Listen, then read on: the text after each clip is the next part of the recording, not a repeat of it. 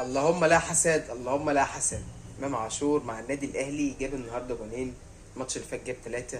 قعد يقول لك امام عاشور ده لسه ما جابش ربع مستواه مع النادي اللي لما كان في الزمالك. امام عاشور كان عليه كتله عضليه، شوف الوقت هو عامل ازاي، كان عليه تسديده ما بتجليش. طب هو يا عم امام عاشور بقى ما جابش ربع مستواه لما كان مع الزمالك، ده جاب ربع مستوى البرازيل وفرنسا مع بعض، انت فاهم؟ جيب البرازيل وفرنسا، امام عاشور جاب الوقت ربع مستوى البرازيل وفرنسا. فبسم الله ما شاء الله اخر 6 اهداف للاهلي امام جايب ال6. بسم الله ما شاء الله، جاب جونين الوقت وهاتريك الماتش اللي فات والجون السادس في شباب بلوزداد.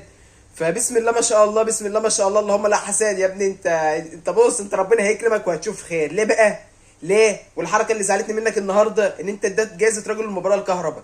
يا ابني انت طول ما انت بعيد عنه ربنا هيكرمك، ابعد عنه، اسمع مني. فبسم الله ما شاء الله، اللهم لا حساد. امام عاشور السطور على راي المعلق النهارده، مش فاكر كان اسمه المعلق، حاجه تانية. بسم الله ما شاء الله.